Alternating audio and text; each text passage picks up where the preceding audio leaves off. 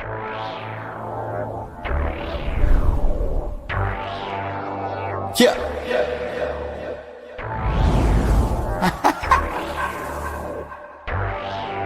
Yeah.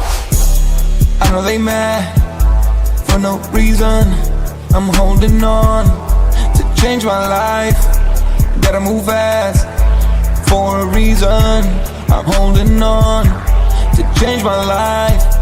Huddling, I'm staring at charts until I retire. Yeah. Huddling, I'm staring at charts until I retire. Oh, 700K, I'm selling a Bitcoin. Haters mad, but they listen to this one. More profit coming to my direction. Yeah, you know me, I don't need a mention.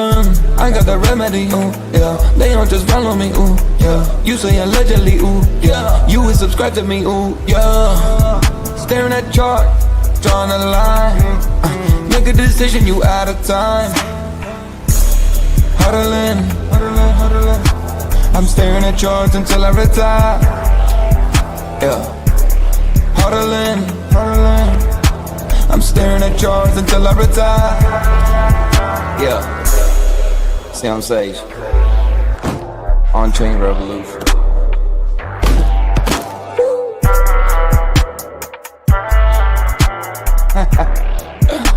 Youngest. Boom.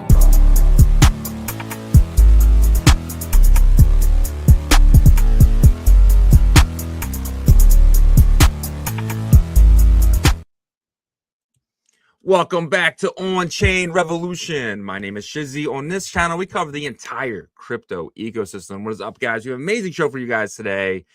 I have found, and if you guys have been watching the show, you guys know this already, but I have found the ultimate metric for when this bull run starts and the bear market ends.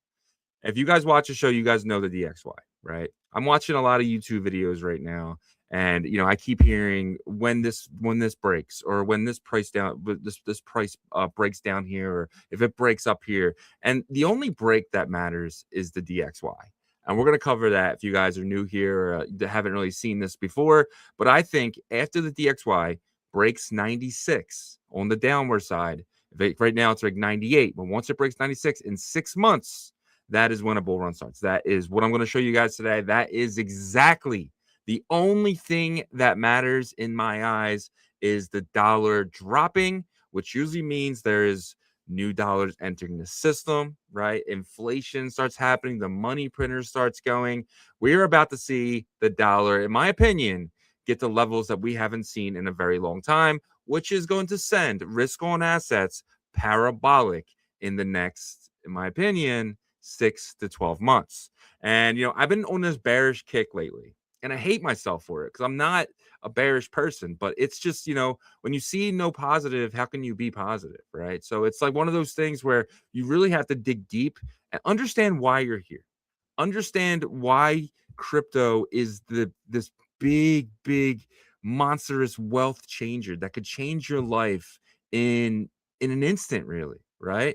Like if you start a DCA patterning now, if you're starting to DCA, and I am right about this metric, and 6 to 12 months from now, it's a lot of accumulation. I mean, if you're doing $200-$300 every single week in a very slow range, because you just don't know. Like, it can go up, it can go down, but at the end of the day, it doesn't matter. It's about how much you can accumulate over the course of the next 6 to 12 months. And then who knows? Maybe we hit this insane parabolic bull run that maybe goes for longer than ever, because it's been the longest bear market ever, right?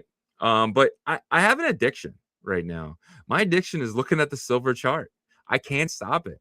I don't even own any silver. I won't buy any silver, but I am completely addicted to looking at that silver chart. It's about to hit $100, and I'm just giddy because maybe I just miss it. Maybe I just miss green charts and parabolic moments. I'm happy for all the gold guys, man. I'm cheering for Peter Schiff right now. I'm cheering for everyone who's in silver. I mean, gold's about to hit $5,000.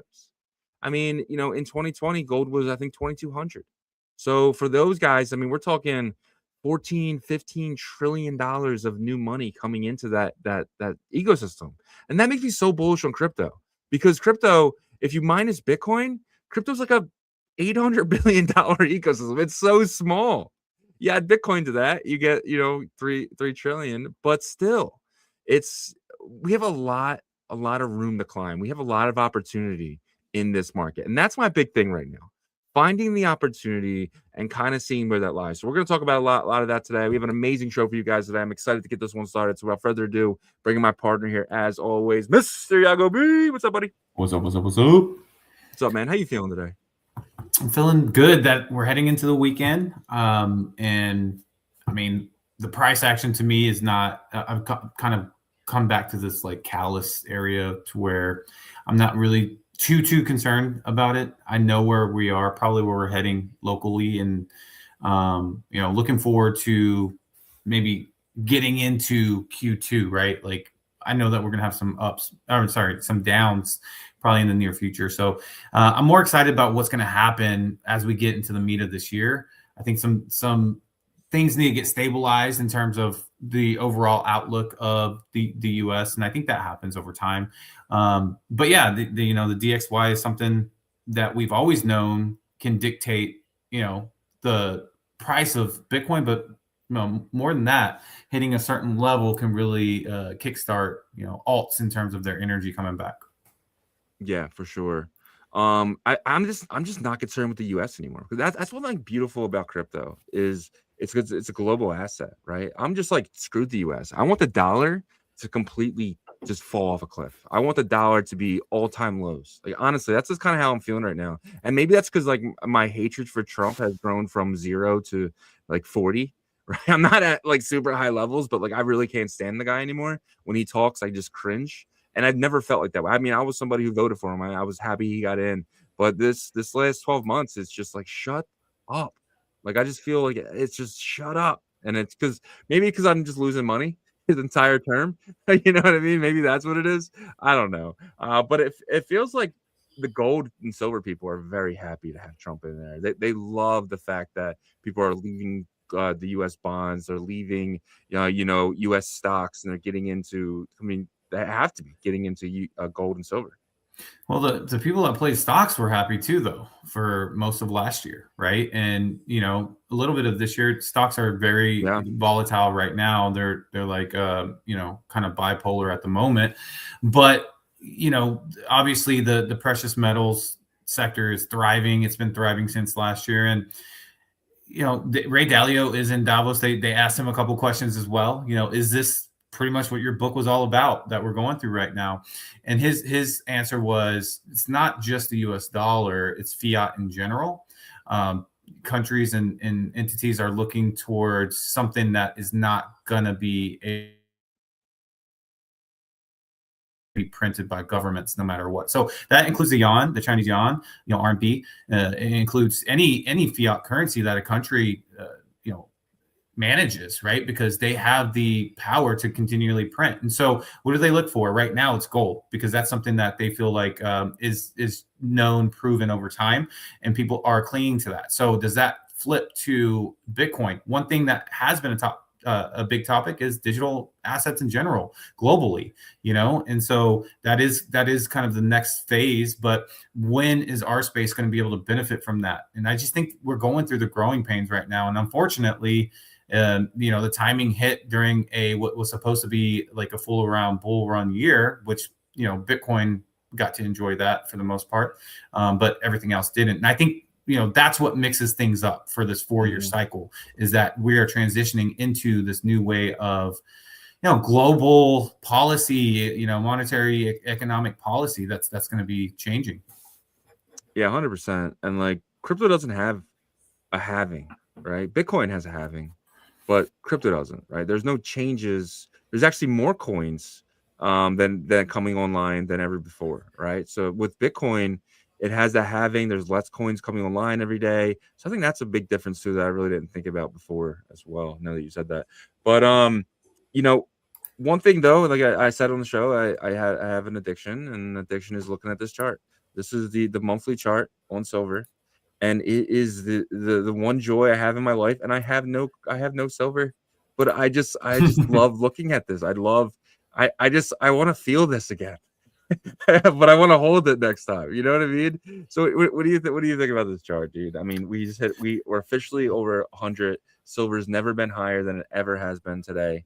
I mean, it is a glorious looking thing here, man. It makes sense. People are flowing into gold and silver because they are selling treasuries that they, yeah, you know, these countries, by the way, they have been selling treasuries before. There's not as haven't been doing it as aggressive. I'm talking about the Scandinavian countries, by the way. Yeah. Denmark, Sweden, they've sold our treasuries before. It's not like this is new, but the aggressive approach is changed. You know, they're doing it at a much more aggressive rate.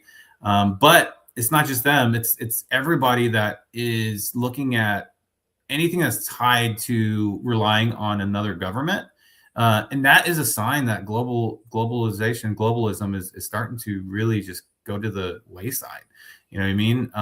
And so that's a huge change. And I don't think people realize that. I mean, it's what's dominated the world for the last 20 years. You know, once the Iron Gate got pulled down in terms of allowing China to start manufacturing into the United States, like on a large scale, you know, it really ramped up. And then for 20 years, that's what dominated the global economy. And for that to change, you know, economists and financial people that are pundits and specialize in that, they get it. But the everyday person's not even thinking twice about this because they don't know. You know, us, we get to see it every day because we go over it. But it's a big transition. Yeah, for sure.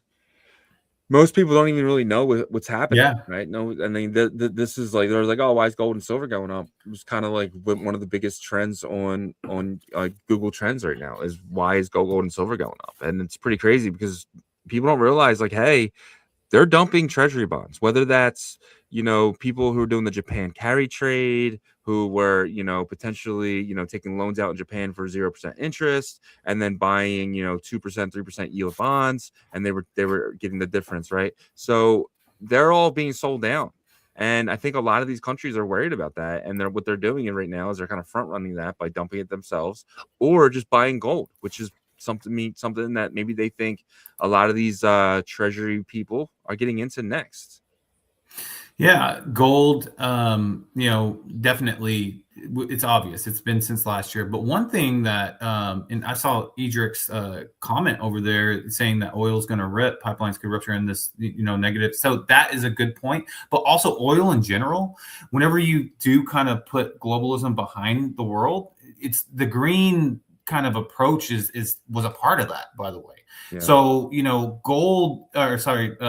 black gold, oil, you know, it can be looked at not so much as a negative thing anymore, because now each nation state's looking out for their own interests versus kind of like this is Team West versus Team East type of thing. And oil can really be looked at more as, okay, this country has a lot of oil production, you know, that is good for their, you know, bottom line.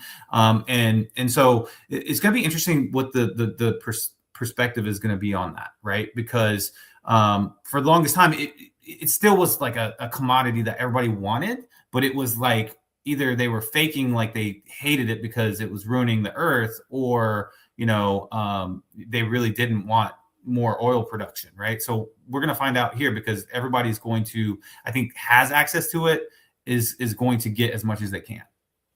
Yeah, I mean, sure. I mean, you can take options too, right? So it's like it's one of those things where you can buy oil and stuff like that on the futures exchange, and you can take options against it. So I'm curious what's going to happen with that. I didn't even think about that as a trade. That's actually really smart, Edric. That like you would think about that, right? Like, oh wow, we're about to head into that's called the gap. Fill in the gap. Yeah, basically 100%. But what do you think about gold and silver here? Do you think this continues? Are we looking next week?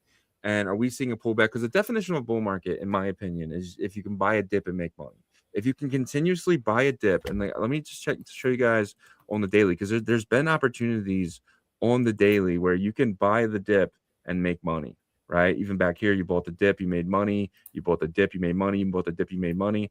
What do you think? Do you think this continues, or do you think we get another dip?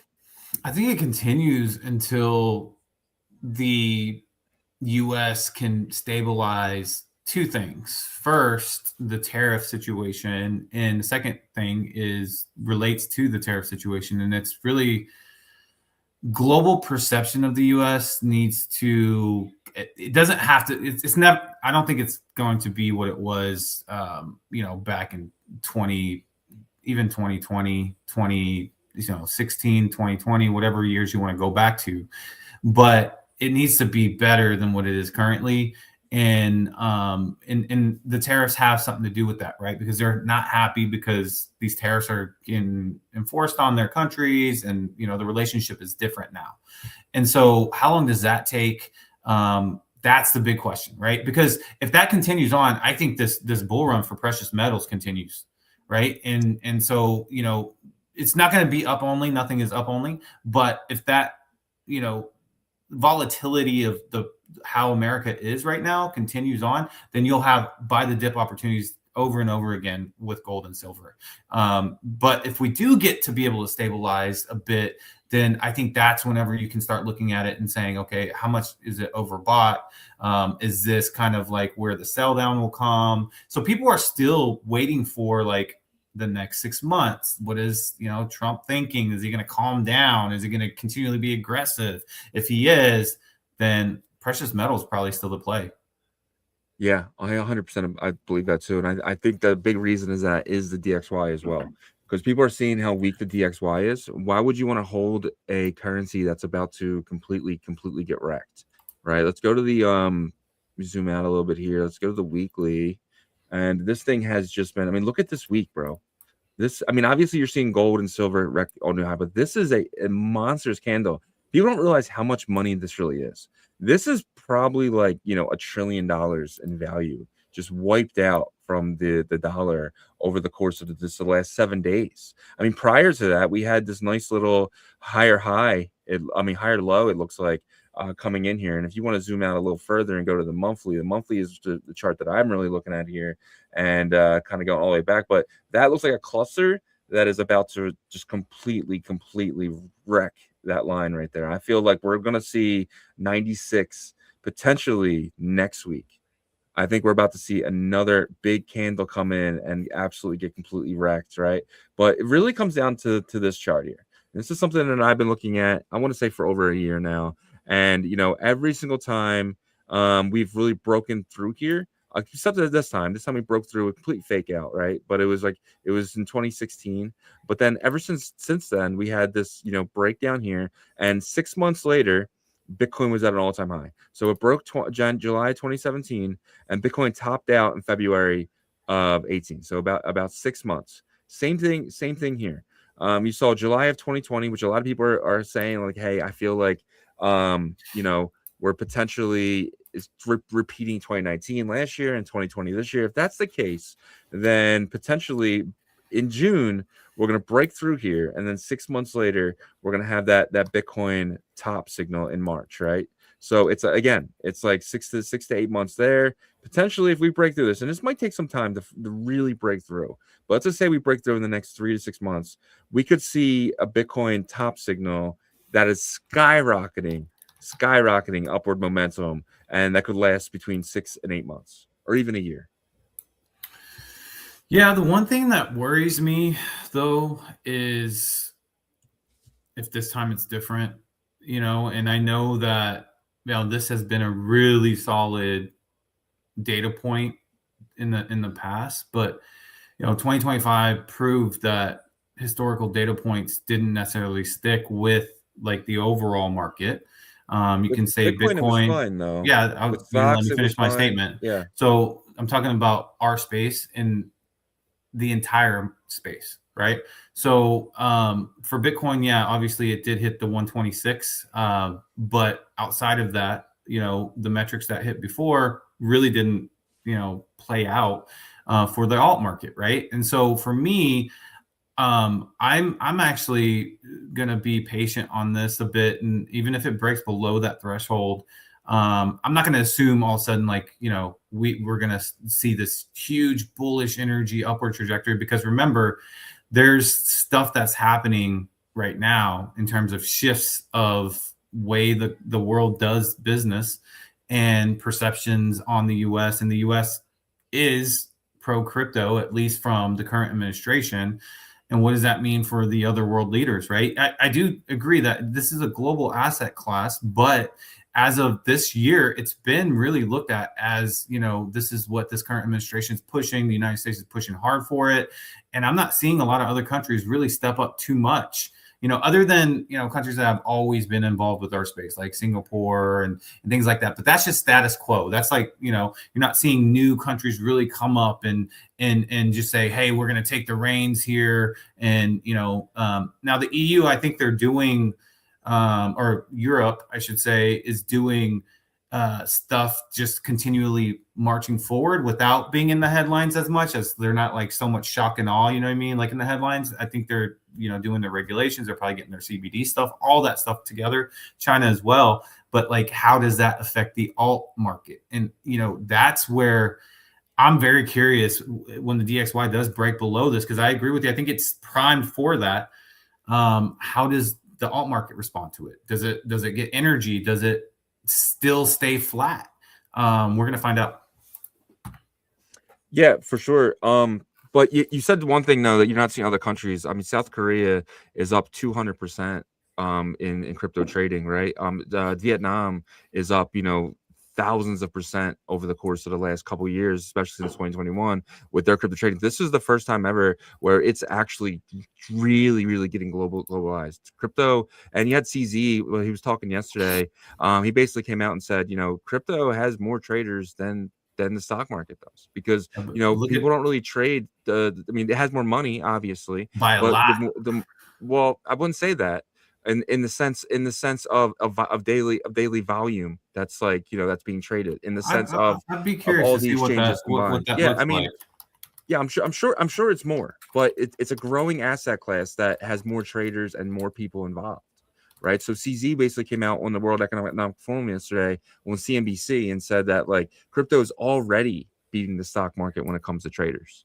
So more people trade, and as stocks and stuff come on chain, you're going to see people have more and more access to this crypto stuff. So I don't know, man. I feel like Vietnam, South Korea, I think there's very, very underrated countries with millions and millions of people that are now have access to crypto assets. Yeah, I mean, so yeah, we know that those countries they've always been bullish, right? On over the last couple of months. South Korea for sure. I know for a fact, because they even had it in Squid Games. Upbit became the top. Yeah, over the last 12 months, what I said. So Upbit's been one of the exchanges that's up and up only. It was not even in the top 10 last cycle, and now it's like in the top 4 or 5. Yeah. And so I think that there needs to be more power shown, in my opinion, for crypto as a global asset class. And when I say that, I'm talking about like more investment into it in terms of TVL, what the TVL looks like. I mean, it's so TVL is at an all-time high. I mean, is it anything comparable to gold or anything in TradFi, like TradFi wise as a collective, obviously is a lot more, like way more. But I don't know. I feel like right now, we kind of, well, I can say myself, and I look back about 12 months ago from now, I probably overestimated the impact that crypto had on the world at that moment. But when you look at the amount that the TVL that it has, plus the volume isn't that crazy right now. I mean, it's good for an asset class that's newer and it is growing.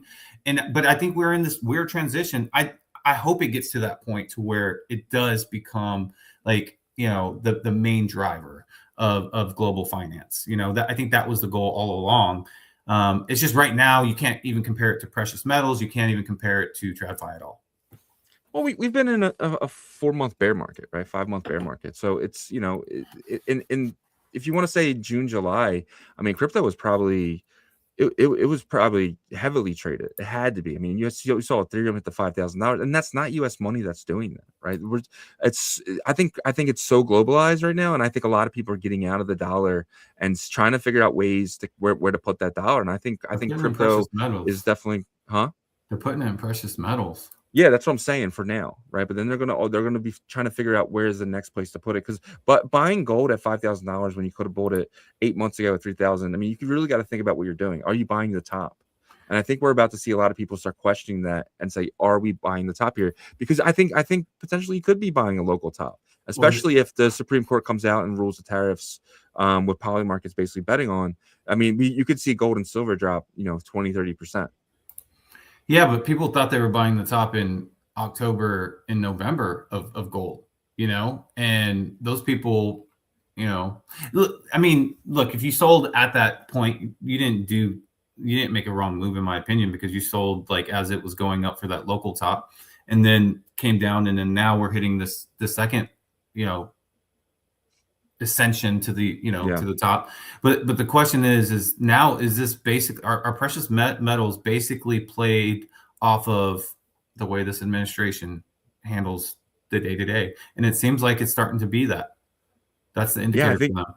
I think people are worried about the dollar, man. I really do. I think that's why gold and silver is the first, safe haven, especially for big money, because it's something that they've been doing for the last 40, 50, 60 years, right? So for them, it's like, it's an easy bet. Like, hey, okay, bond yields are going up. We need to be in precious metals. And you're seeing that mindset really take place here. And I think, obviously we know it's China and Russia for kind of buying a lot of this up, but I do think it's a lot of the bond market. I'm curious to see the difference in the bond market, because it has to be. I mean, with the 10-year Treasury rising to 4%, I mean, we haven't seen that since, early 2021, right? When everything was kind of really ripping. So if we're starting to see that again, I mean, things would get pretty crazy here, especially when it comes to risk on assets after gold and silver really kind of settles down a little bit. But yeah, man, there's that. So Bob Lucas had an interesting thing here. He said most people are behaving as they would in a bear market. Every cycle we tell ourselves, I won't round trip, but this time. So Bob Lucas is basically coming out and saying, he's thinking we're still in a bear market. What do you think? Do you think potentially we're going to stay in a bear market for longer than this? My thought process was 6 months, potentially 6 to 12 months. Do you think it's going to be potentially like a year? I'm driving everything off of this current administration's, like, how they're being perceived and how things are being handled, honestly. And there's one thing that can help the outside perception a bit, and I think that's institutions within the U.S., because it's still the largest financial market in the world. And if they are like, okay, we're on board with this, digital asset movement, that could really change. Like, it doesn't matter as much from what the rest of the world really thinks. Yeah. But I feel like that is a mixed kind of bag right now, right? What the institutions think and how they feel and what their plans are. And so that's where I get a little stuck here. But, I think it could go both ways of extreme. I think it can, like, really close up with like a 4 to 6 month kind of, range if things start to get smoothened out and things are more stabilized and, energy is pulled back a little bit. Or, if it continues down this route and we continually have volatility and we don't know when it's going to stabilize from a geopolitical standpoint, I think this can stretch out to like 10 to 12 months. Yeah. I mean, you have Bob Lucas here saying hyperliquid to $12. I mean, that would be, we're talking about 50% dump from where we're at right now, and we're already down. We've seen some pretty bad dumps in previous bear markets, though. But hyperliquid is, it's the popular coins too. They did pull back significantly in 2022 and 2018 and stuff like that. So, I don't think that would be too weird. It would just like really confirm that we're in a straight up pretty deep bear market. Yeah, that would hyperliquid getting to $12. That would be insane. That's hibernation. I think that's gonna make a lot of people rich, man. Hyperliquid. I was bearish on it before, but now, Binance isn't fighting it anymore. They're actually joining them. It's different now. I think Aster changed my perspective on that, because if they attack Hyperliquid now, that leaves Aster wide open, unless they're willing to sacrifice Aster, which would completely destroy everything that they've built because they want to bring Binance on chain. I just don't see it anymore. I see Hyperliquid as being an asset that's going to be here for a very long time, and it's going to be making a lot of people a lot of money. Yeah, and you almost wonder if we are in this confirmed, like, well, bear market. I think most people can accept that at this point, but it's how long does it last for, and type of thing. You start thinking, what is the Solana play of this bear market? Obviously Solana was pushed down to that area because of the FTX kind of relationship there, and but people got it so cheap to where they were able to make so much off of a layer one asset that had a lot of hype to it, and it wasn't insolvent or anything like that, right? It was just really sold down because of the people that held it and the positions that they were in. And so it was almost kind of like when you look back at it, it was like the best move that you could have made at that moment. And so is there going to be a situation like that this time? And how much time do you have?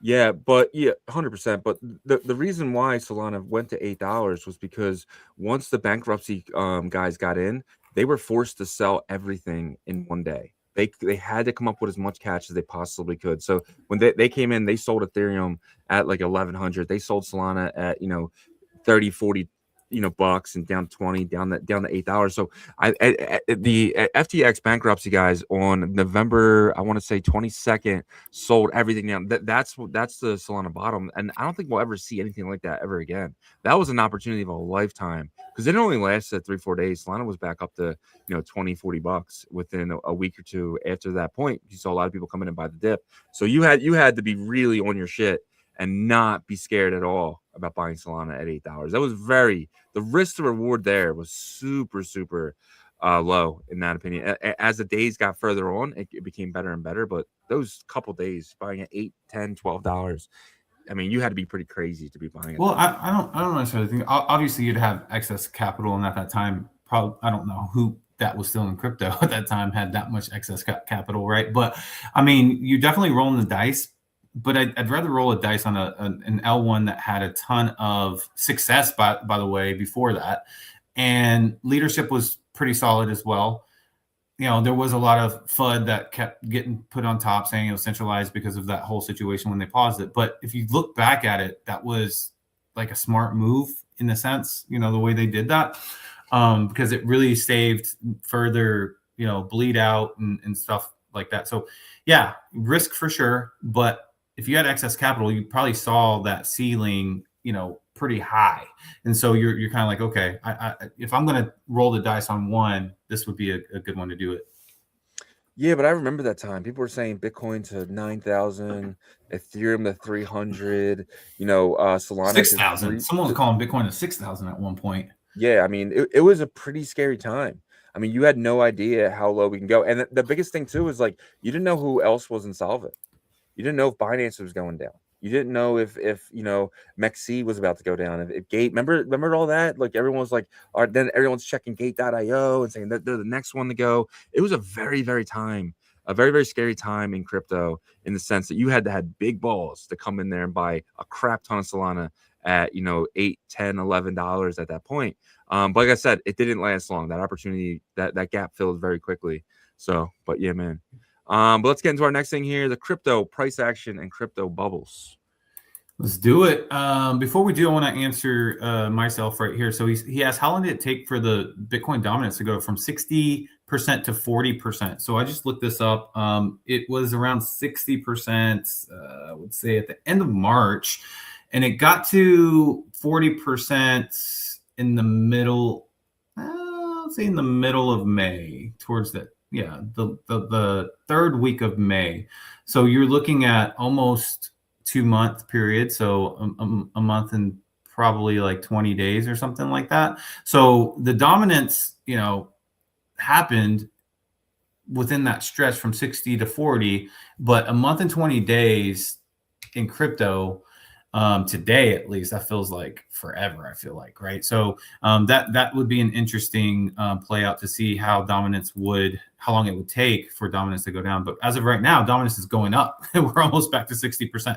But all right, guys, before we get into the crypto price, real quick on that, like, so there's definitely a higher low on the chart, and I'm seeing from 60 to 40. I'm seeing about 5 red candles in 2020. Is that what you're talking about or no? I'm on the daily.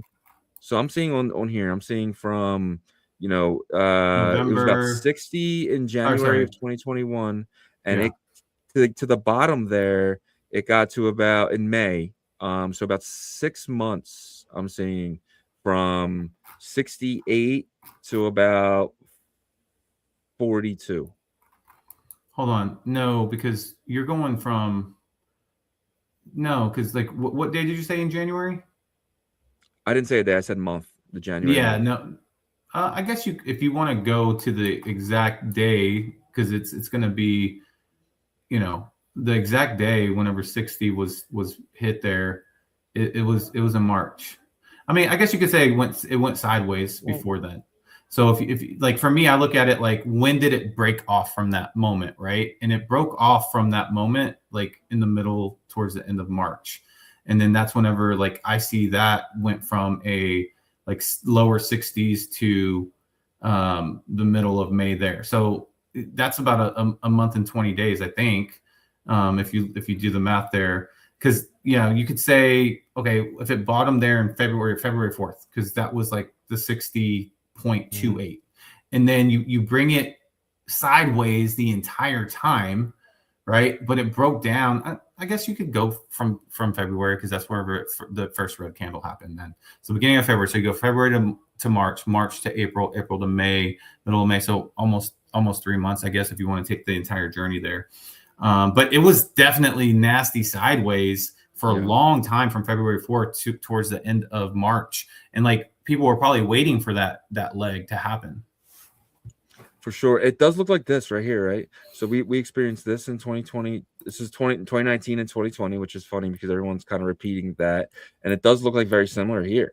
We had this up, kind of down, up, kind of down, and then we're seeing this face. So potentially we could see one more hurrah in dominance before it completely dumps down. I'm actually thinking that it just, I can't imagine. Maybe it does. I can't imagine it does something like that. But I mean, we could see potentially upward momentum and then one more down. But that would still take us into, February 2027, which, could be 2021 technically. Yeah, I think he's asking about 17. If you look at 17, it was December. 17 was nasty, bro. It went from December 16th to 34% was the bottom there, and that was January 14th. So almost a month, which is very short time of going from 60 to 34. But as time goes on, 95 though. It started at 95. Oh yeah, and it went from 95 to 30. That is crazy. 95. I'm seeing 72. I mean, look, it's just the March 2017. We saw 90, 96. And then down to 39. Well, no, actually lower than that. Got to 30, 36. Dang. Oh, you're looking at the entire thing. What chart are you looking at? The weekly market cap, Bitcoin dominance. I'm on the monthly. Monthly. That's what's throwing me off. Okay. Yeah, because I'm on the daily, and for the daily, I feel like you can kind of see where it went sideways and all that stuff before it really had the quick descent, and I think that's what myself was looking for, and so that was actually a month from going from that 70% down to 30, 34. It only took 1 month to get there, but yeah, that is crazy, and we'll see what happens. They say as time goes on, the dominance doesn't hit as low. Because then obviously 34% in 17, and I think it was 40, a little over 40% in 2021, maybe. 38, 40%. Yeah, 38, so This Yeah. low was 35 in 2017, 38 in 2021. So yeah, it's not too much of a difference, and we'll see what happens this time. But yeah, I mean, that's definitely something interesting to look at for sure. But before we get into the price action here, guys, help us out on the YouTube side. Smash that like for us and turn on your notifications. Subscribe to the channel, all that great stuff, so you know when we go live on X. Let's share the space, get as many people in here as possible. And then shout out to Abstract, Zora, Twitch, and Rumble and Spotify communities out there. We love you guys. Thank you guys for helping us out there. All right, let's take a look here at some Bitcoin price action. All right, let's take a looky, starting with the hour chart on this Friday morning. It looks like we want to bounce up here a bit. You know, we have been going choppy, like I said, sideways action. This is what kind of like I expected yesterday as well. Remember, I said, you know, I'm not expecting anything to really dump super hard or pop up really aggressively yesterday. And I feel this pretty similar today, although this does look pretty like it wants to get a little froggy here. But it is Friday. It is the morning. We know that Fridays usually don't have like a super aggressive like uptrend. We have seen some nasty like bleed outs happen on Fridays, but never see the really uptrend popping up. But man, I'll tell you, this hour chart looks very like it wants to pop up, man. This is interesting what's developing here. I don't know if there's some news that came out recently or what, but you can see on the MACD that the Bitcoin hour chart is getting started. Looks like there's some good energy coming out of here for the momentum indicator here. You see that blue line kind of starting to tick up. Once it starts to go vertical, you're like, okay, wow, it wants to maybe do something here. The stochastic RSI looks pretty aggressive as well, wants to head to the overbought territory, which is that 80-point mark, and we're sitting at 70.06 right now. But this candle setup looks really aggressive as well. So, you know, two things happen here. One, we take a leg up and we start to kind of journey our way up, which is going to be kind of odd to happen on a Friday, like I mentioned, and then we go into a Saturday, which is typically kind of like low volume, you know, thin liquidity days. You know, it's kind of like a little bit of a trader's day if you want to scalp on those days. But if that happens, it's going to be interesting. Maybe we do kind of take a leg up here and then bring it back down later today. But as of right now, I have no reason to think why not, you know, push back up here, even though this wick is starting to form kind of to the downside. So we'll see what happens here in the next 2 to 4 hours, because it's really going to give us more insight. But as of right now, it looks like it wants to pop a bit. Now, I don't really trust it too much just because of everything that's been happening lately. But if we, you know, by the end of the show, if we start to creep towards 91, 91.5, then we'll say, hey, this is something that looks legit, like it wants to move. But as of right now, you know, maybe some sideways with a little bit of uptrend. And if it pops into 91.5 by the end of the show, then I'll have more confidence that maybe we do want to venture maybe to 92. But as of right now, just kind of a safe, you know, sideways with a little bit of up, maybe kiss 91 type of situation.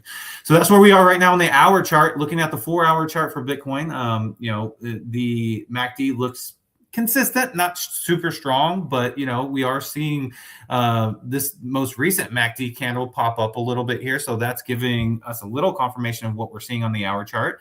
You know, if the hour chart does continue to show some aggressiveness, we do get to that 91.5, then we could extend this out with some, you know, strength. Now, again, the one thing that throws me off here is the fact that we are sitting here on a Friday morning and this is happening, right? But doesn't mean that it's always going to be that way. One thing that could form here too is a little bit of a pop up, and then we start to see maybe a handle here, and then we bounce up. I'm not sure. And it's interesting too, because if you guys remember, earlier this week, last week actually, where I was, you know, thinking this past Sunday we'd have some aggressive push up and have one more week of maybe getting too close, close to 100K. That obviously all changed Sunday night. But maybe it flip-flopped. Maybe the last week of January gets a little aggressive.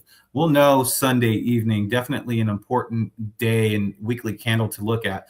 But the 4-hour here, I mean, it looks pretty strong right now. Not overly aggressively strong or anything, but, you know, we're seeing a decent consistency here with the MACD. And then the stochastics has been up here for a little bit, you know, since Wednesday, 10 a.m. So, 2 days ago. And, you know, do we hang out up here for a bit? We're going to find out. We're going to find out very, very soon by the end of today, early tomorrow if we decide to come back down. As of now, it looks pretty decent, to be honest. Then you look at the daily. The daily looks like it's starting to break down a little bit. We haven't had much sell pressure momentum happening here, but like looked like it was progressively getting stronger, as you can see. But until today, right? So today we're having a little bit of cracks in the MACD here, but that doesn't mean anything. It's something like this where it looks like it's going away and then extends out. A lot of times on these daily charts, whenever it does look like it's going to close up, it extends out. So this is way too early for me to say that I think that the sell pressure momentum is going to just die here on the daily chart. So need a couple more days. By Sunday evening should have a pretty clear picture. But how does this setup look here? Does it look it doesn't look like horrible. It looks actually like is there any valid I guess perspective to take on this starting to chip away here a little bit? Maybe, because we are down here. If we start to see this stochastics want to creep closer here and it wants to get past that 20-point mark, something to think about. As of right now, no, though. That's where I'm at in the camp I'm in. Let's take a quick look at the weekly chart, because that is one that I'm paying close attention to for Bitcoin. The setup still okay. It's not completely out. It's it's a little bit in play now. This fast line curling kind of downwards. Obviously, I don't like that. If we can turn that around, this could be an interesting situation for the next 2 to 3 weeks. If this does continue to curl to the downside, extension here is something that we'll probably see. So that's where we are with Bitcoin. Let's take a quick look at Ethereum. Ethereum on the hour chart looks like it wants to pop up here. So looking pretty good like Bitcoin. Still following Bitcoin though. The 4 hour here, similar situation, looking pretty solid for ETH as well. A little bit behind, I would say, Bitcoin, because Bitcoin has a little bit higher candle here, but not much. It's really just following that same trajectory. And then the daily looks a little worse, actually. Let me undo that. Looks a little worse in terms of the MACD, as it's not showing breaks just yet. But again, Bitcoin kind of pulls up here, it will follow as well. So ETH is just basically the Bitcoin chart, a little bit behind it there. And that's what we got, we got that. And then, something we looked at a second ago, the Bitcoin dominance, right? So it is creeping up on the daily right now.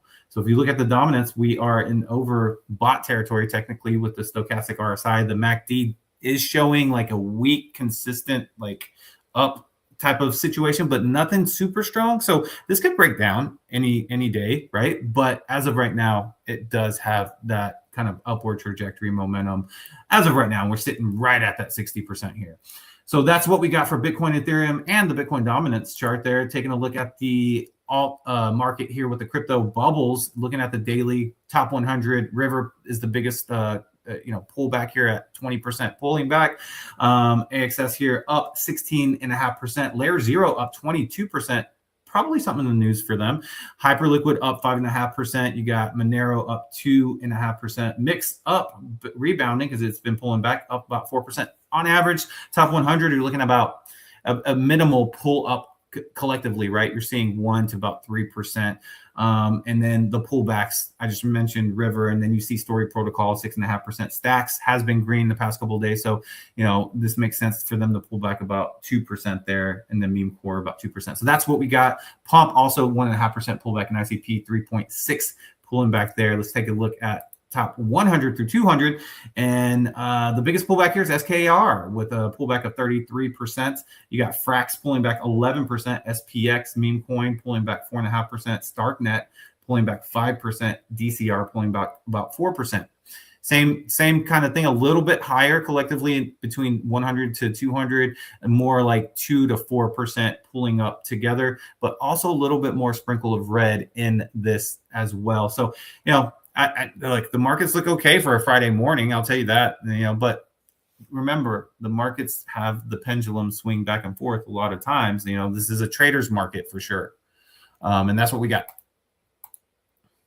Yeah, man. So what do you think? Do you think next week? You kind of give your opinion on the weekend, but you didn't really say anything. What do you think about next week? Bullish or bearish? I mean, my thesis, the beginning of this week was probably bearish the next 2 weeks, this week and next week. But Sunday night is something I'm really paying a lot of attention to, because, is this just kind of a pendulum swing back to the upside to get people sucked in again? Very well could be. Yeah, man. Yeah, man. All right, let's move along here. Palladium hit a 3-year high. So I don't know. Just kidding. But I thought that was kind of funny. Palladium, it's one of these heavy metals. Benjamin Cohen was talking about this yesterday. I was getting curious what you think. Do you think it's worth for people to start buying some of these other metals, copper, palladium, and stuff like that, or do you think this is really just a gold and silver run? I haven't dug super deep into the other metals, but like copper's not moving, and a lot of people are saying that's going to move next. My quick intuition would be, probably stick with gold and silver. Maybe a third if you want to, get a little risky, but try to look for something that could pop. But gold and silver to me probably, silver's really taken over that leverage play. Obviously, we knew that it's always that number 2 to gold, right? So yeah, that's where my mind's at. Gotcha. All right, moving along here. Nasdaq files to remove position limits on Bitcoin, Ethereum ETF. So this is kind of the big thing from Cointelegraph. What do you think about this? Do you think this is something that is going to change the way? Because if you have an asset manager, there is no limit. So if you're being managed by BlackRock or VanEck or something like that, there really isn't. It's really just individuals. Yeah, I mean, there's no limit to them per account. Are you sure? Not for the asset managers. Yeah, the asset managers, because there is no accounts. They buy everything and they basically give you a position of those assets. So they buy everything in bulk and they give you basically a position to those assets. That's interesting because I definitely want to look deeper into that because they're making. I was looking it up. They were making this seem like this was such a big deal. The fact that they're removing these limitations, and well, it is. So like Warren Buffett in his personal account, he can go. He couldn't buy a certain amount, but Berkshire Hathaway. You skip the fee? You skip the management fee? You can't hold more than a certain percentage. Like you can't hold a certain percentage. You got to remember the ETF doesn't have all the Bitcoin in it, right? It has a certain percentage of the Bitcoin, and you can't really hold up to a certain amount of like 1% as an individual. But as a conglomerate or a corporation, you can pretty much. I mean, MicroStrategy, they can buy as much of the ETF as they want if they chose to go that direction.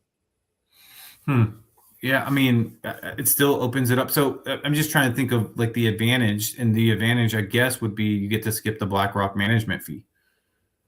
No, you're still buying the ETF. You're still buying the ETF. So this is an ETF thing. So prior to this, you couldn't buy like 0.7% of that ETF, right? You could go and then you could buy another ETF. You can buy and stuff like that, but you couldn't really buy 0.7% of all the Bitcoin that's in that ETF. Okay, gotcha. So, but if you were to, okay, so the limitations lifted off of the individual, but you were mentioning that you could buy as much as you wanted anyways, because you could go through BlackRock to buy it. You can buy Bitcoin itself. So BlackRock can buy as much as they want. Okay. Of their ETF.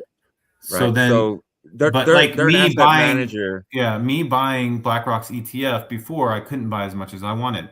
You couldn't. So that's what I thought. Yeah, an individual limit. Yeah. So yeah, that does make a huge difference. So each account that was okay. I got what you're saying. So I think that does make a big difference because now if someone wants to get aggressive with it, right, they can. So I think it makes a difference. Yeah. It depends on. Like, is it going to collectively, as a group of retail users, make BlackRock buy more Bitcoin? I think that's the big question. You know what I mean? Can it push that? Well, at least it opens up the possibility. At least the more Bitcoin more the ETF that's being bought, more shares that are created. Every time they create a share, they have to go buy Bitcoin for that. So then yes, it's a huge win. To do this, to basically unlock any type of limitation for the public to be able to buy more Bitcoin, essentially. But you could, if you did hit your limit on BlackRock, you could go to, Grayscale. You hit your limit on Grayscale, you could go to. I mean, there's 16 or 17 ETFs. That's friction. I mean, Yeah, I mean, just buying another ticker. Call Yeah. that friction. I But mean, friction. I guess it doesn't matter. Like if they're opening this up to each ETF ticker to have unlimited, then it should yeah. create a positive reaction. But we'll see. Yeah, man. According to protocol theory, Gen Z, Americans trust crypto more than banks. And prioritize control, a shift now beginning to influence U.S. mortgage policies. Because basically, Gen Z, they want to put up collateral in crypto for these houses. So this is something I was digging into last night, and I actually watched a YouTube video on this where it's hard for Gen Z to get loans right now because they're young, but a lot of them have assets, but a lot of them are they're digital assets, right? They're cryptocurrency, and now they can actually take their Ethereum, their Bitcoin, their Solana, and potentially use that as collateral to get better rates, because obviously right now rates are between 4 and 7%. But if you put up collateral to say a Gen Z person has a full Bitcoin, then you're putting up as collateral, so your rate can get as low as somebody with like 800 credit score. Yeah. Which to me, I think that makes a lot of sense, right? So, it actually encourages responsible people to to buy, hold more Bitcoin and Ethereum or whichever assets are allowed in the rules for this, because now this is really bullish in my opinion, because this is kind of rolled into that credit type of formula, right? You can Yeah. now get a better credit score. Why wouldn't you want a better credit score? And you can put up collateral. Now, how many people do this? We'll see. And how competitive does this because this is a new product in that industry. How competitive does it get? That's a question too. Yeah, and they don't have to go to banks for this, right? You can go to these pseudo banks, like, and take a loan out on your assets, right? And do stuff like that. So it's going to get really interesting, especially with Gen Z, and what's the next one, Gen Alpha, that comes along as well. So we'll see what happens with that. GameStop moved all on-chain Bitcoin to Coinbase Prime, signaling a likely sale. What do you think, man? GameStop getting out of the Bitcoin game on a loss? Ooh, they might be in just financial trouble right now.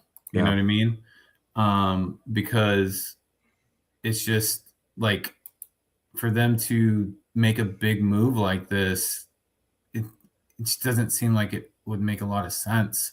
So, or maybe the strategy has just changed and they're wanting to go into gold.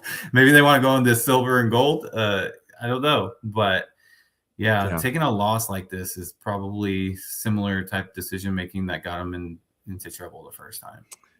Yeah, and GameStop's biggest moneymaker right now is these PSA cards, right? But they only get like a small fee. Like if you go there, you're basically going there and they're boxing it for you, right? You're bringing them your cards, and they're sending the PSA in bulk, and then they get them back.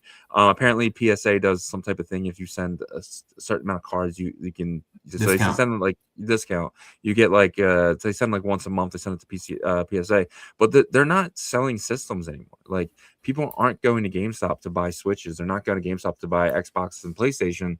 So what is GameStop at this point? Like, what? This is not a real company. Well, I think it does transition to them kind of decently, because like Pokemon's a part of this, right? And they still do game stuff, but yeah, their business on that side is not as probably good as even Amazon or something like that, right? Amazon's probably winning that battle just because Walmart is actually one of the bigger places people go to buy it. And I bet you Amazon's doing more revenue in game stuff than them. And so they had to think outside the box. So in that aspect, I think that was probably smart for them to do. And whenever you do get the kind of wholesale business model for, grading and stuff like that, it does accumulate. It does.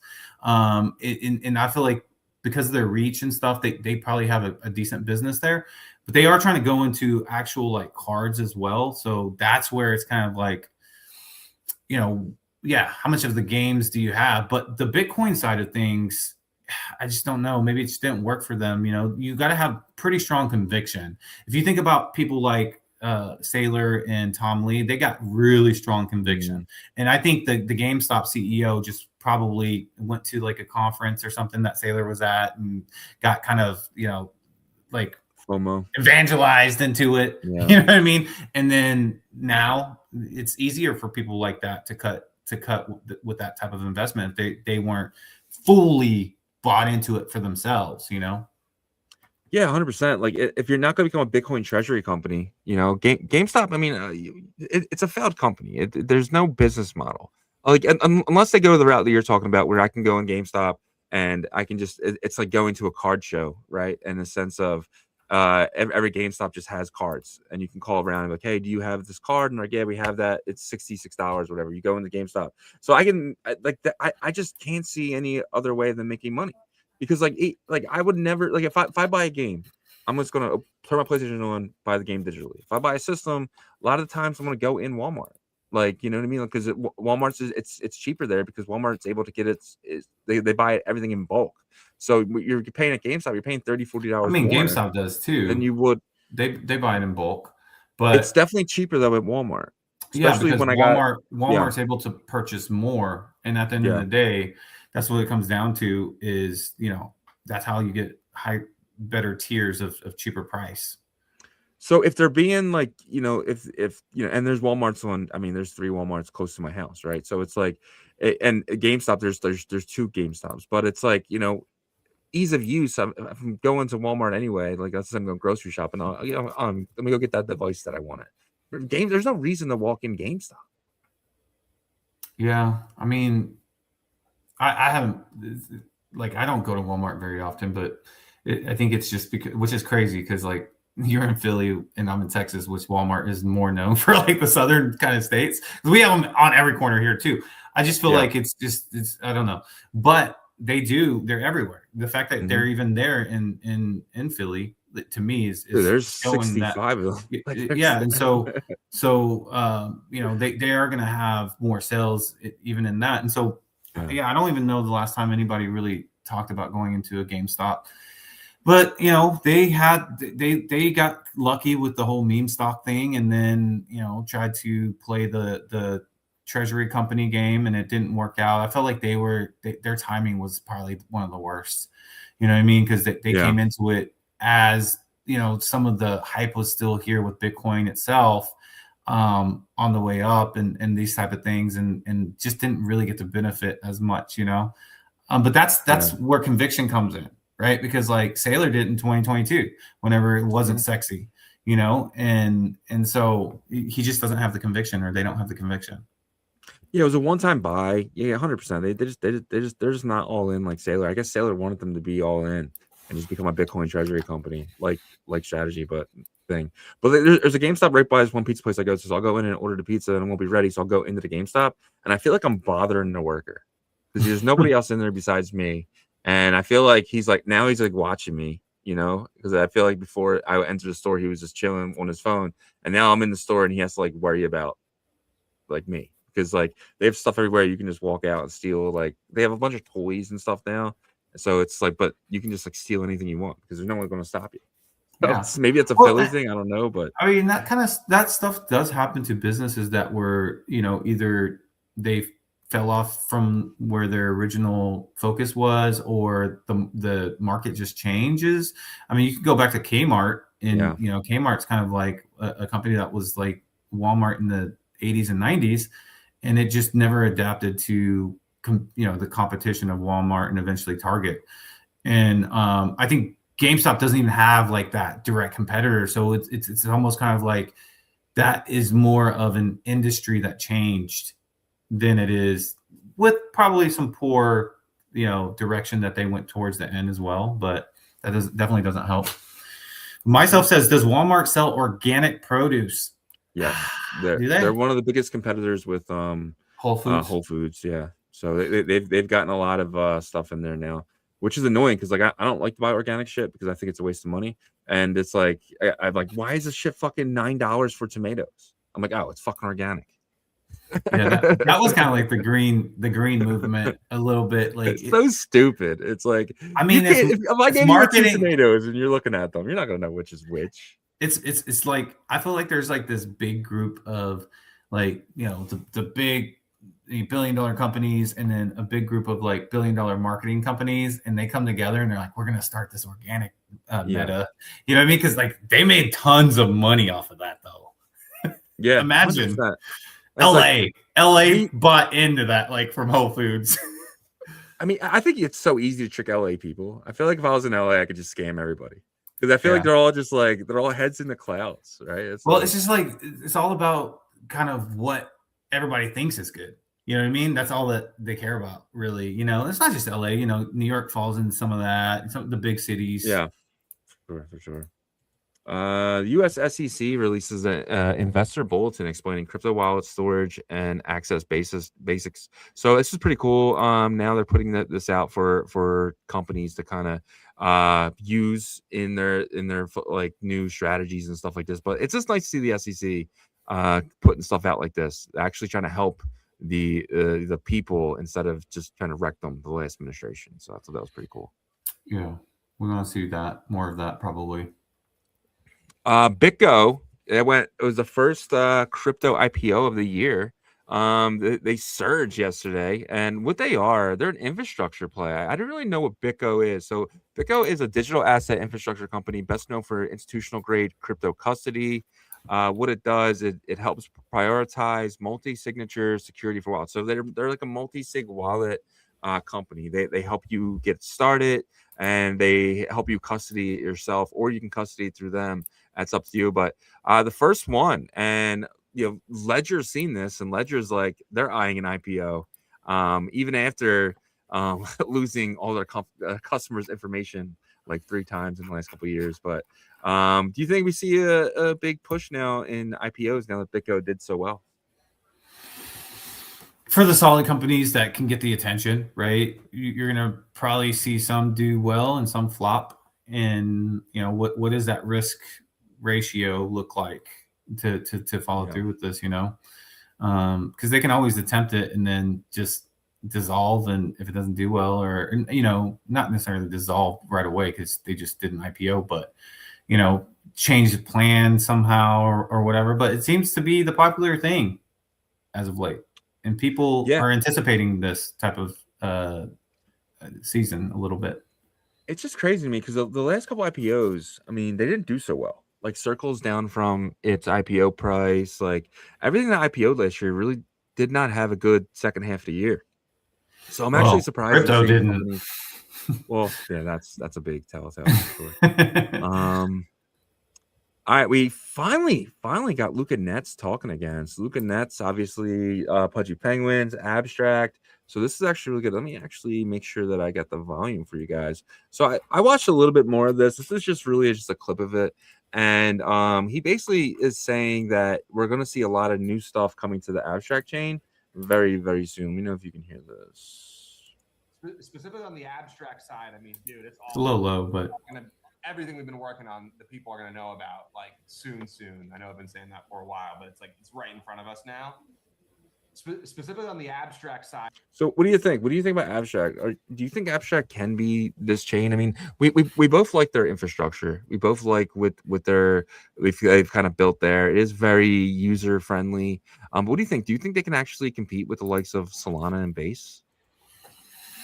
I think they can be in a different category to where they don't have to worry about that if they do it right. And I think he has the skill set to make that happen. And when I say that, I mean kind of more mainstream, more like playful, but like genuine, like goodness type of playful brand appeal to Abstract and Pudgy and Pingu and all that stuff, right? Because he does the IP very well. Obviously the plushies are in Walmart and some other partner stores. I just think he needs to continue down that route and take that to the next level. And the hard part is, how do you integrate Abstract the chain into that, right? And I think there's ways that they're probably, like you mentioned, it's going to start rolling out very soon. And if he does it right, it could really go off in its own category of success, to where it doesn't have to compete with Solana. It doesn't have to compete with these other, so crypto type of chains and environments, hyperliquids, all those, right? It's more of, this is the fun, kids like it, or like, even some adults just, they like the, I guess the innocence kind of it, the pudgy theme and all that stuff. So I think he has an opportunity to kind of set a standard too for that, for the IP thing. You know what I mean? And see where it goes. Now, I don't know what success like overall looks like with that, other than what we know, which is number go up. But from a traditional Web 2 IP corporation success, that looks like adoption, like videos show, kids want to watch it, these type of things. That's what success looks like if he takes that route. Purchasing these type of things for Christmas, having themes like all over. So he's done it to where, people have their Pengu plushies. I think Tom Lee has one. Some other people have one, right? So that's kind of just the start, though. It's like, how can he do this? Because I think it's never been done fully in our space, and we'll see if he can do it. Yeah, you said that like he doesn't have to compete with Solana and stuff like that, but Solana is the Gen Z capital, right? That's where Gen Z plays. So he is going to have to compete with them because Gen Z is the one that's playing these games, right? It's Gen A is too young. I have no interest in crypto gaming, honestly. I'm not here to hit buttons. I'd rather play in DeFi areas and stuff like that, or it's just investment. But like, if they're not competing, then how are they going to get users? Well, I think Solana owns the Gen Z adults, right? That Gen Z adult group, that's the young adults right now. But I think what Abstract can go for is like the young group that was onboarded to Pokemon in the early 2000s. That group, that age group, right? In the beginning, if he does That's the me. IP, right? Yeah, Not you now at your age now. I'm talking about like the branding, push it out there to the young kids that are in middle school, high school, and then like their parents will get involved with like kind of like how they are with Fortnite, right? Paying for these things and all this stuff. I think he has the best opportunity, and that's why I think he'll go into his own niche category, and maybe some others will follow him in that. But if he does that, then he doesn't have to directly compete with Solana and all these other things, because his user base is completely different in the way he onboards them. You know what I mean? And gets them involved. It's not necessarily about the chain directly. It's about the brand, and then the chain follows behind that, right? So like Fortnite, it's kind of like what we talk about with Web3 gaming, right? With Fortnite got a lot of people interested in the game, and then everything kind of followed into that, like the marketplace and stuff like that with popular games. That's how it works. But with Web3 gaming, they wanted to, always highlight the token and the value and all these things before the game. Even if they tried to focus more on the game, it always came back to the value. That's a problem that we have in our space. But I think Luca Netz actually has an opportunity to kind of do it the way that like Web2 is used to doing it. And that's to really build the brand in a very strong way, to where it's brand first focused, and then like the blockchain and digital products kind of follow behind that. Yeah, it's going to be hard though, because like it's going to be very hard. Well, it's going to be extremely hard. You said the parents, right? Like buying. So kids can't technically own crypto until they're 18 years old. Okay. So a parent can actually go in and buy them Ethereum so they can use it as gas, like technically at the laws that are today.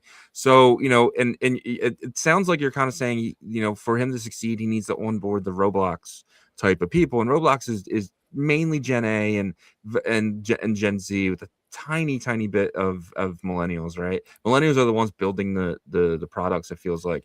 And the younger version of Gen Z, they're all on Roblox and stuff like that, and some of them are making really good money over there.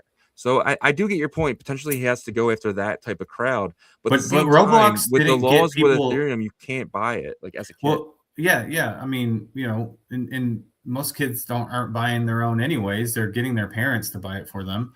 Well, their parents aren't allowed technically to buy that for their child. I'm talking about with Roblox and stuff, and they, let's be honest. I mean, they'll buy Ethereum for their kids to do whatever they need to do within this ecosystem, right?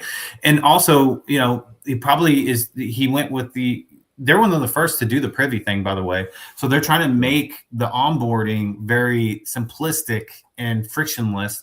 And so this all flows into his mindset and the way he wants to do business anyways. Yeah. So I just feel like, you know, they've already kickstarted this off in the sense of putting these plushies in Walmart and stuff like that. You know, that's where I think he can, and I think it would be very smart if he can do it, is form kind of abstract and the whole, you know, Pudgy Penguin brand in its own like category. Of course, people are going to look at volume and stuff like that, but for him, it's make everybody, you know, in this age group to this age group really love the brand and, you know, grow from there. I mean, I'm not saying it's going to be easy. I'm not saying that at all.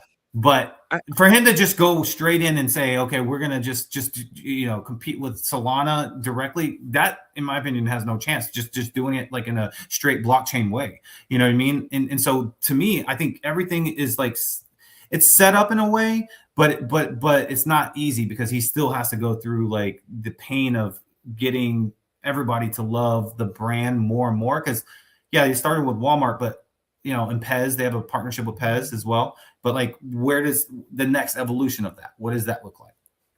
Yeah, I get what you're saying, and you're basically saying what I'm thinking here. Like, you know, his product is the Pudgy Penguins. The Pudgy Penguins are not on Abstract Chain, right? Yeah, I think it's two completely separate products right now. I think the chain was a terrible idea. I think it was a total mistake. It's going to lose them millions and millions of dollars. They should have stayed in the Web 2 lane and really started to build out the Pudgy Penguins, maybe an amusement park, a cartoon, stay in that area. I feel like they messed up. Risky. Well, I mean, it doesn't got to be big. It can be like, you know, something like a traveling carnival type of style thing. You know what I mean? Just something to introduce these kids to these characters, create the characters, put it on TV shows, and just stuff like that. And in that sense, but I think the abstract blockchain is a complete failure. I don't think that he can do anything to really fix it. And I think Pudgy Penguins is the greatest IP in crypto, and I think it will always be. I think that's an amazing product, but it doesn't need the chain. It could have used Ethereum, it could have used Solana, and I think that's where his mistake was, not building products for where his potential client base is, and they are on Solana. He should be building products for that area and for Web 2 to kind of bring to onboard those users. The chain is a complete failed experiment, in my opinion. I don't think there's anything. It's here, and I don't think they're going to get rid of it. You know, at least not for the near term. And so, you know, but the one thing that you mentioned about focusing on these products that are in the world, that is where I think that they definitely need to probably double, triple, quadruple down right now. Yeah. Because that can, in my opinion, really bring back at least some sort of focus to like a positive way to use the chain, whether that's loyalty, whether that's fun, interaction, whatever they're going to figure out that to be, you know, but yeah, the development of the branding in that group that they can capture probably should have been, you know, the main focus through this past entire 2025. 100%. And I think they should have just built products. But now it needs to be, for sure. And but we'll see how they manage, you know, Abstract itself, because as of right now, we stream there, you know, you know, but the participation is obviously pretty low. But it is on, I mean, let's be honest, it's low on Zora, it's low on Pump Fun, it's low on any Web3 streaming right now platform is not competing at all with any of the typical streaming platforms that are winning, you know, Kick, Twitch, YouTube, X, right? And so will there be a winner that comes up from it? Potentially. But that, you know, one thing too that's always been this thing with Web3 and crypto is they try to take something that has already been normalized in society, whether it's streaming or games, and they just try to throw money at people and say, hey, it's almost kind of like a lazy way of trying to get users. It's like, you know, come here, we'll pay you. You know what I mean? Come here, do this, we'll pay you. You'll make money, you'll pay you. You know, but if you think about any of the other platforms that had success, it was never like that. I mean, you start with TikTok. Like TikTok was like this almost kind of overnight sensation from whenever everybody had to stay home with COVID and all this stuff, right? But it was never like, I'm creating all this content to make money right now. It wasn't that way. It was really trying to get engagement as much as possible and build a community. And of course, the money followed if you were consistent with it. Same thing with YouTube. Same thing with everything else. But with Web3 and crypto, it's always trying to fix everything with money, and that doesn't work. You know what I mean? Because a lot of these other areas, it can work for certain things, but like, you know, building a consistent, successful streaming platform is not one of them. Yeah, no, I agree. And then you get these air farmers, right? When there are like 300 people in a warehouse just farming your products, and it's not even real users. With all those phones plugged up to dude, 100%. This one's interesting. Tristan Thompson launches prediction market, turning NBA stats into stock. The platform differentiates itself from standard betting by treating the NBA's top 100 players as individual financial assets to collect. So very similar to Top Shot, it seems like, with this product. It's not really, you know, being any different from what I'm seeing, but this is just Tristan Thompson kind of he's always kind of been in crypto, so that's one thing about him. But are these more like fungibles, or because if they are like fungibles, I've always thought this could work, you know, and you know, the players are definitely the player associations are definitely going to want to earn off of this though, you know, because IP is huge in professional sports, especially in America, everywhere actually, globally. But like, how can they earn off of this? There could be a centralized platform for sure that does this.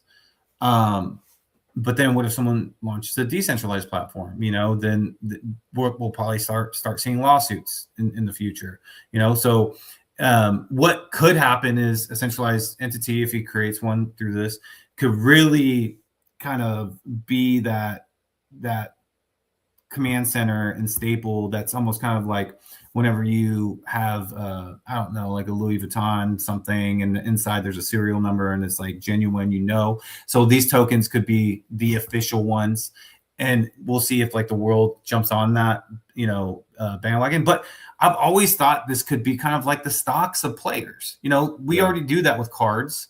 So I'm not sure how the card industry is going to feel about it, but there's so many different variations of cards. So I think they'll still be fine. You know what I mean? That you have like the silver refractor and all these things, but from a stock perspective, this could be interesting. I don't know. What do you think? Yeah, 100%. I hope it's on chain and not centralized. I think it's going to be centralized, very similar to Top Shot. But the biggest thing about this, and I continue reading a little bit, and you're going to do? You're going to put, let's just say, you think, I don't know, Joel Embiid's going to have the most points tonight in all of tonight's games. You think Joel Embiid? So you'll basically go out and you'll buy a Joel Embiid card, and then you'll put it in the pool, right? And whatever player has the most points that night wins the whole pool. So you'll have to put some money up. You'll put like $10 up or whatever it is in the pool. And so if everyone who has Joel Embiid does, let's just say he does get the most points that night, everyone who has his card up there wins in that pool. Right. So if you get lucky and you put up Jaylen Brown and it's the only Jaylen Brown and everyone's has Joel Embiid cards in there, you win the whole pot. So it'll actually benefit if you take a. Is that how it works, or is that like an idea you it's had? A pool. No, it's a pool. It says right here. That's so beyond holding shares, the platform facilitates direct competition between users based on specific player matchups. Daily head-to-head contests pit specific players against one another, such as Jaylen Brown. Dude, I like this. It's almost kind of like predicts fantasy a little bit. Not really. No, 100%. It's 100% fantasy. User predicts which player will have a better stat line in the winner take all event. So basically, everyone just kind of throws up cards into this pool. You throw up $20 in this pool, and let's just say you're the only person who picks Cooper Flag. Cooper Flag wins it that night. You win the whole pool. Dang, that's crazy. But if everyone chooses Cooper Flag, you got to split that pool with everyone that chose it with you. And let's say the pool is a $10 pool or a $50 pool, depending on, you know, which kind of pool you want to get into. I mean, you know, it could be something and it locks right before the first game starts, and then boom. Yeah, I mean, it sounds kind of fun, but it does. Is this going to encourage more games being rigged and stuff like that? Well, I don't know. like the mafia and stuff with sports books and casinos, it's a little different, right? That goes so far. But this, where predictions markets are, I mean, it's like everybody against each other kind of situation. So I actually think it's better for now. Obviously, someone can come and lay a mill down, right? So if they have that type of influence or something, that's where you got to worry about it. But I mean, you're always going to think about that in the back of your head, no matter what you do, whether it's a typical sports book, today's prediction market, or whatever. You're always going to think, oh, it's probably going to be rigged in one way or the other. So you're just really kind of guessing, anyways, based off of some information you have too, right? If the player absolutely sucks, you're not putting them in. 100%. Or if like, let's just say, the backup point guard comes in because the guy like hurt his ankle and then scores 40 that night and nobody has him or something. You know what I mean? Like there's always stuff like that happens. Oh, that's interesting. Or a six man that like can just go off in, like any night. Yeah, I mean, you've put Lou Lou Williams. He was the greatest six man in my opinion that ever played the game, and he would score 30 off the bench, dude. Well, Ginobili was good, but I don't know, man. But I didn't like the Spurs either. I had to admit that, because like they beat the Mavs so many times, and then finally Dirk got that 2 seasons. One, he won the championship. The second one, or the first one, he lost. But yeah, I mean, that's a good example too, right? Lou Williams or that type of player. Yep. The last thing here is news from the trenches. We got DeFi Development Corp, a Nasdaq listed company focused on Solana treasury management and accumulating Solana. Remember that? We talked with them a lot. They were kind of like the Bitmine of Solana. They were coming in and buying Solana every week. They dropped the meme coin. And this meme coin is called Don't Disclaimer Coin. So, but like shortly after launch, allegations of insider trading surfaced when on-chain data revealed Solana wallet ending in 8FZ1 was actually participated in some of their other stuff that was happening on-chain with the company. So this person, he was an insider, 100% an insider. He bought $4,000 worth of the token, and it was worth over $4 million. So he bought right before the announcement, and his tokens he's still holding them, but his tokens are valued at, about $4 million. So the company, they actually, wasn't a pump fund token. They have a big portion of supply. They burnt $4 million worth of token to kind of justify this, but they still haven't justified it at all. What do you think about this? First, a publicly traded company launching a meme coin, and second, the insider trading that was an oops. It feels like they fucked up. I feel like they knew about this and they just messed up. They're I don't know what their financial situation is, but they definitely moved their situation $4 million, well, $8 million harder, because now they can't sell the tokens, and by them burning it, they're admitting that they participated in that. So it's like, okay, like no one just burns tokens, if they weren't that much, at least. And the guy can't really sell, because if he sells, he's going to damage. He probably wasn't going to dump all of it anyways, because like it would damage the price and all that stuff. But now there's just going to always be all eyes on it, right? Like hawks. People are going to be constantly looking. But in my opinion, this is good stuff, because now other companies see that like you can easily be like spotted out now. Yeah, I mean, did they really think they weren't going to get caught? Like, did they really think that, oh yeah, no one's going to know this wallet is me? Like, we have on-chain sleuths here that can track your wallet to a freaking, an exchange in Singapore, right? You know what I mean? Like the smallest exchanges in the world, that they're going to figure out where your off ramp is. So like, what did he think? Like, I don't get it. Like, maybe was this a blunder? Was this like, maybe this was like a friend of a friend who got word of this and just did something stupid, and maybe the company didn't realize this, that the information got out, but like maybe someone's wife heard about this, or someone's son, or kid's friend, like maybe it was that situation. I don't know. Yeah, maybe. But also, so the $4 million valued of tokens that were burned was a part of their allocation, right? They didn't buy. Yeah, it was part of their allocation. Yeah. It So wasn't the actual the coins in this wallet. So it doesn't hurt them as much, but depending on what their plans were for the the future of those tokens. But it's a meme coin, right? So This is billed as the first meme coin ever created, deployed directly by a publicly traded corporation. It positions itself as a technical experiment rather than a traditional product. So I don't know. I don't like this.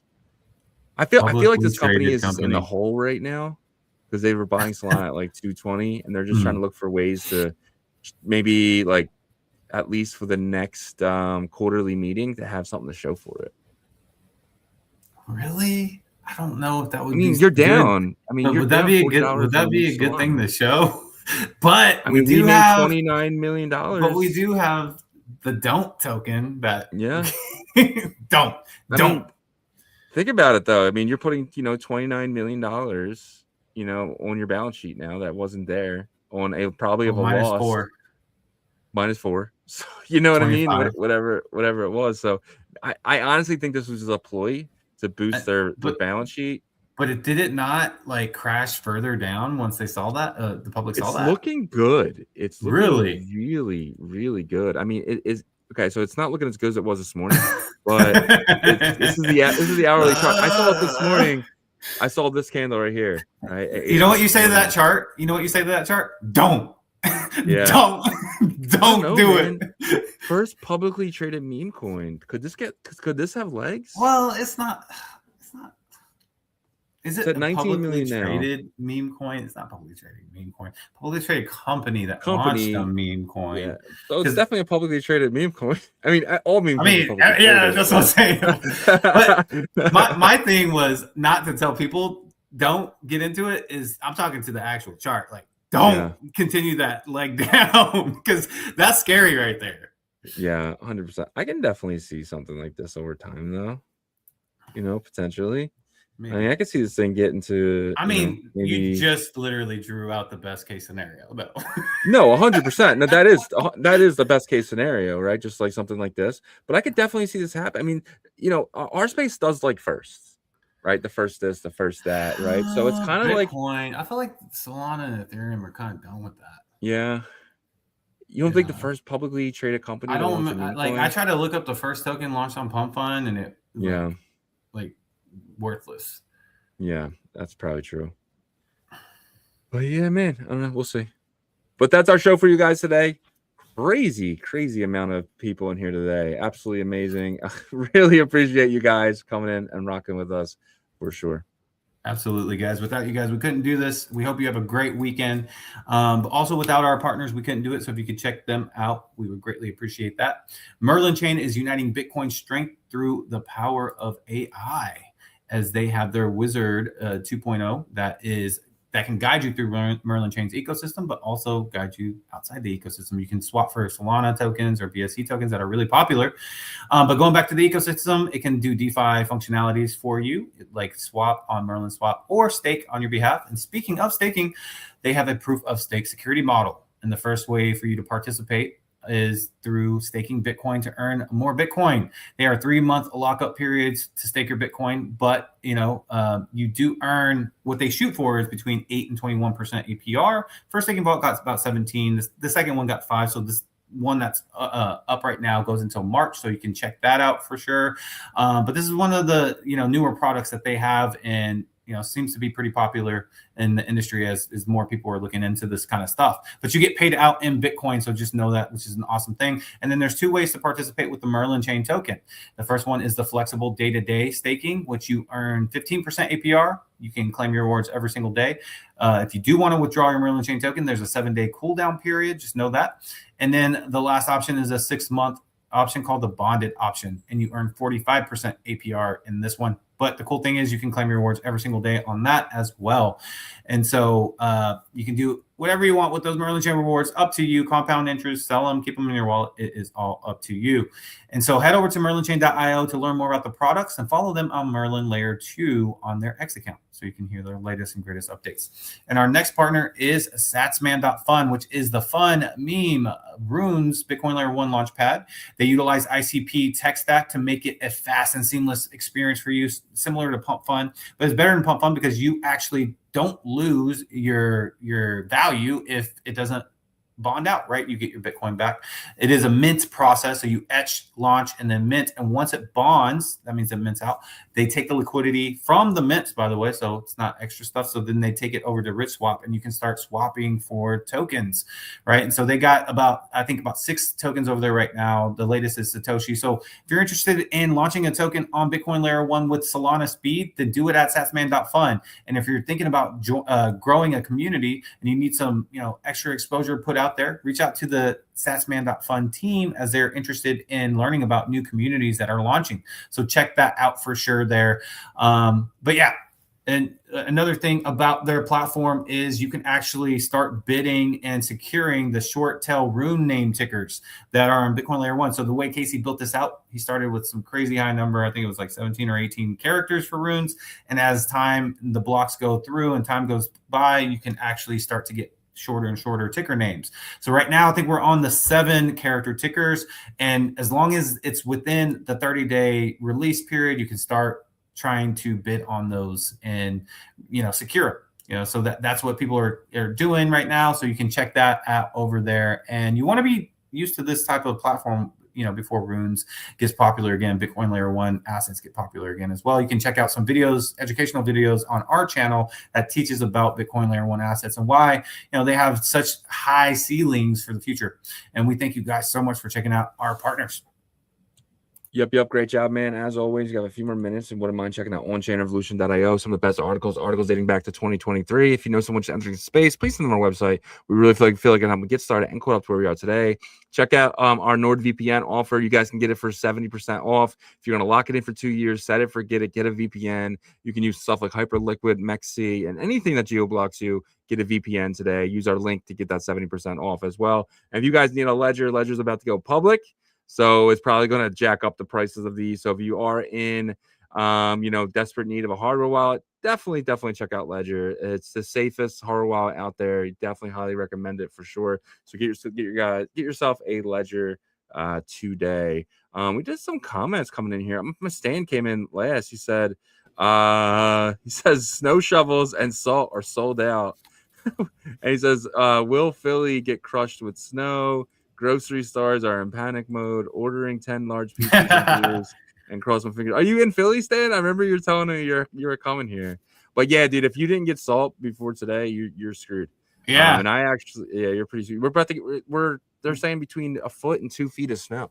We haven't got that since like 96. Our grocery stores are starting to sell out down here. It's like it's like the central in the southwest all the way up to the northeast is going to get hit. We're supposed to get 3 inches of ice. And so our grocery stores are starting to sell out. And of course, toilet paper is gone. Yeah. First and foremost, I guess people are eating that now or something. Like literally, like how bad do you have to go to the bathroom? You know what I mean? But with that being said, Amazon or no? No, not over the weekend. It's like everything's pretty much what they're anticipating is going to just be shut down, closed up, all that stuff. But I mean, we just order our stuff through Amazon just because it's easier. It's on schedule. Yep, ours too. That's what I was thinking. I was like, and with salt, like when I got a big bucket of it in July because it was like 70% off on Amazon, and it just came up, and I was like, screw it. So I got this giant thing of salt that I haven't used yet. I'm excited to use it. I paid like $70 for the damn thing, but it was like $150 normal. So one last thing though, Bitcoin's at 91,100. So we'll see if it hits that kind of what I said might happen. So I'm still not too optimistic about the second half of Friday though. I could see 94 on Sunday. And then potentially like 88, 86 by the end of the week. Like a trickery moment on Sunday evening. Every next Sunday we get. Like, that's the thing too. When things are bullish, we have red Sundays. When things are bearish, we get green Sundays. But there's usually like, if it's a tricky Sunday, they'll pump it in the morning. And that happened last Sunday, by the way. And then after that, it will dump. If it's really bullish, we might get a double pump, but I don't feel like anything warrants very bullish right now. So yeah. And it's the last weekend of football, really, right? I mean, we have the Super Bowl in 2 weeks, but I mean, this Sunday is, a lot of people have been paying attention to those 2 games. It's Patriots and we're gonna find Denver. out. It's Patriots and Denver, and then it's Seahawks and Rams. So Seahawks and Rams going to be a better game, I think, because obviously the Broncos are missing their starter. Well, and there's going to be a foot of snow in New England. So. Well, that could help the Broncos. It you know, could. So we'll see. We'll see. But that's our show, guys. Really appreciate you guys, and until Monday. Peace.